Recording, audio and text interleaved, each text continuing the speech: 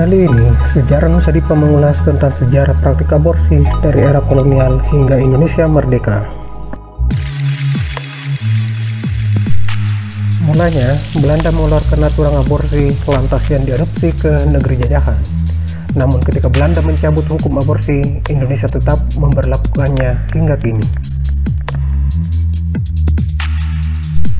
Di era kolonial, aborsi dilarang oleh hukum Kristen. Penolakan pada praktik pengguguran janin ini menjadi suara mutlak kala itu lantaran hukum kolonial juga melarangnya. Jadi, ada kesamaan prinsip antara pemimpin moralis dari penjajah maupun terjajah. Sementara, laporan petugas kesehatan G.H.G. Harlow tahun 1853 menyebutkan orang Jawa tidak memandang aborsi sebagai sebuah tindakan kriminal atau dosa. Mereka bisa menjalankan aborsi karena keinginan si perempuan bahkan jika diketahui oleh suaminya. Harlow dalam laporannya berharap praktik aborsi ini perlahan berubah karena pengaruh peradaban barat dan pemberlakuan hukuman. Pernyataan Harlow tentang peradaban barat semacam kebanggaan kosong sebab perempuan Eropa juga melakukan aborsi.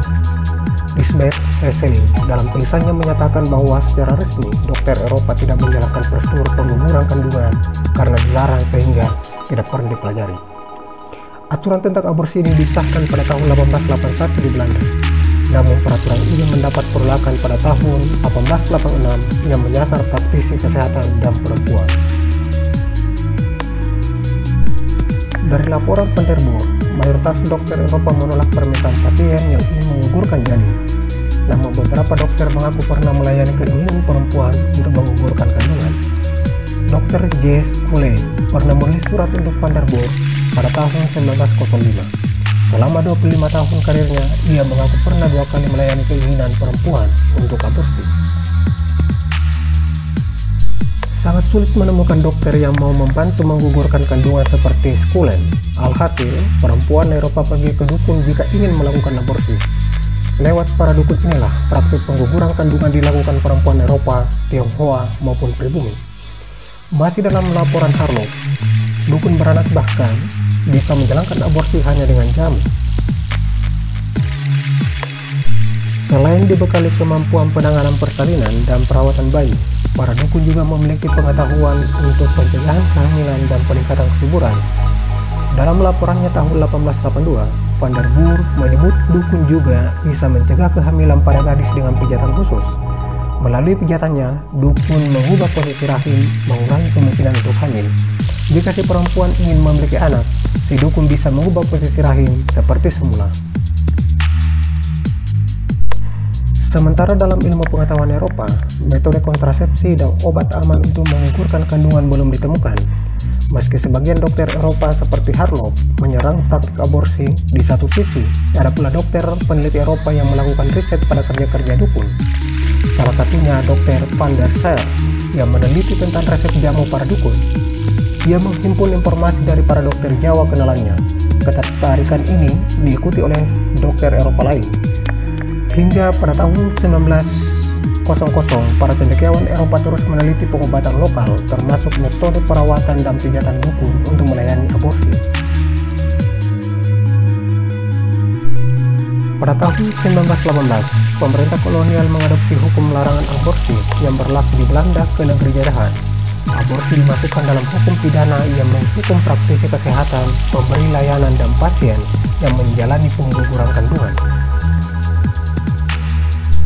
Aturan hukum ini sepertinya tidak begitu ditegakkan. Terence Hall dan Nino Widiantoro dalam tulisannya Aborsi dan Politik di Indonesia menjelaskan bahwa meski dari laporan pemerintah jumlah aborsi di Hindia Belanda mencapai ratusan, aduan hukum pada pelaku aborsi tidak lebih dari hitungan jari dalam setahun. Dr. Susanne Houtman misalnya ditangkap karena membuka praktik aborsi. Susanne merupakan mantan istri Sam Ratulangi. Ia seorang ibu yang lahir dari keluarga kaya. Setelah bercerai dengan Sam Ratulangi, Susanne kembali ke rumah keluarganya di Jawa. Ia membuka praktik di salah satu rumah besar milik keluarganya. Di sana, ia melayani pengobatan orang-orang pribumi dan perempuan. Sebaliknya, ia menolak mengobati keluarga Belanda atau lelaki. Orang Sunda, Jawa, dan Tionghoa sering terlihat mengantri sebagai pasiennya. Pada tahun 1933, Susanne ditangkap karena membuka praktik aborsi. Dia dihukum 5 tahun di penjara Semarang. Kasus ini jadi kasus yang jarang ditemui di masanya. Padahal, dokter, bidan, dan dukun beranak lain ada juga yang mempraktikkan aborsi dan tidak ditangkap.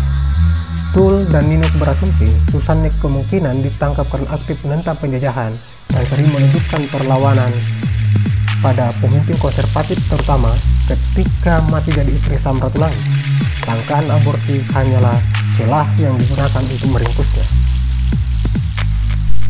Hukum peninggalan Belanda ini masih berlaku hingga Indonesia merdeka. Sementara di Belanda, hukum aborsi dicabut pada tahun 1981 karena dianggap rentan mengkriminalisasi perempuan. Demikianlah sejarah aborsi dari era kolonial hingga Indonesia merdeka. Semoga informasi ini bermanfaat.